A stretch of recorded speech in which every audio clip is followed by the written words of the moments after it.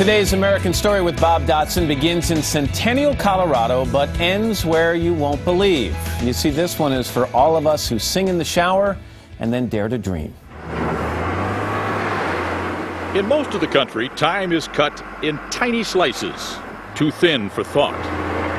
But out here on the high plains, the rhythm of life is different.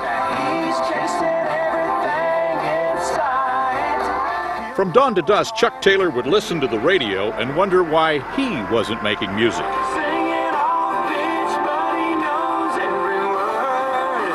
Look around you, there's beauty and music everywhere. I wanted to do my part. I wanted to express what I was feeling.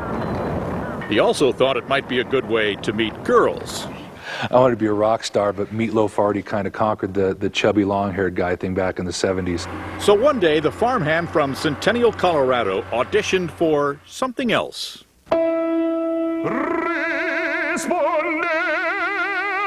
Elizabeth Elliott, the opera director in Fort Collins, was stunned. Brought tears to my eyes. It's not often that somebody comes in and sings something that just makes your spine straighten, and it wasn't just the voice. Chuck has soul. May I suggest you think it over? Just 18 months after this first role in Colorado, he won a national audition to sing full-time at the Metropolitan Opera in New York City.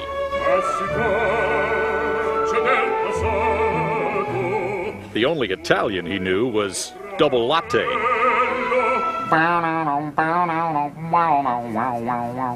You know, I'm a college dropout. I was a high school dropout before that. I could barely read them little black dots on the page. You're a Metropolitan Opera singer. You can't. How do you do it? I hire somebody or have a good enough friend that plays piano to plunk down the notes on a mini disc recorder for me.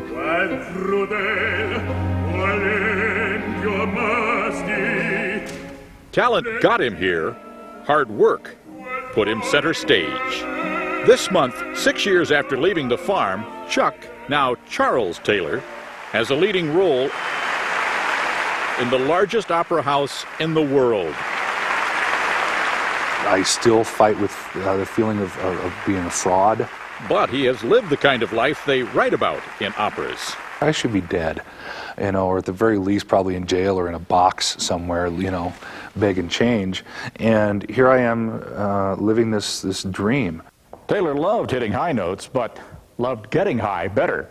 He was kicked out of school for drinking, started taking drugs, eventually ended up homeless and living in a van. At 24, after the deaths of several of his friends, he hit bottom. I really thought I was helpless and hopeless. Take time, go back and work Until this into your music voice became his slowly lifeline. again. So you're trying to woo this chick, all right? Okay. So, woo me.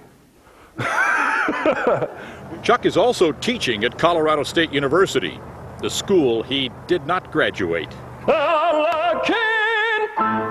It's better. Better? It's better, yeah. You're one big Cinderella to them. You should see me in a tutu. Do you know Ricky Martin? See?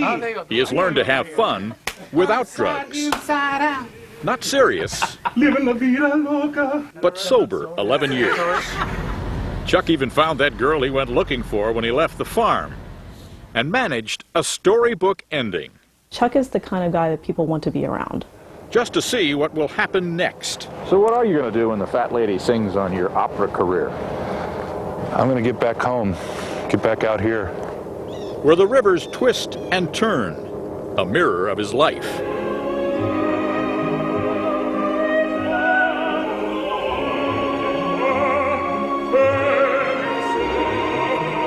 The one that could have ended tragically, like the operas he sings.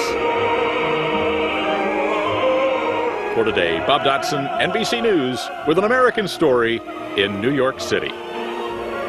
Gotta love Charles, excuse me. Up next, some delicious fondue recipes, but first, this is Today on NBC.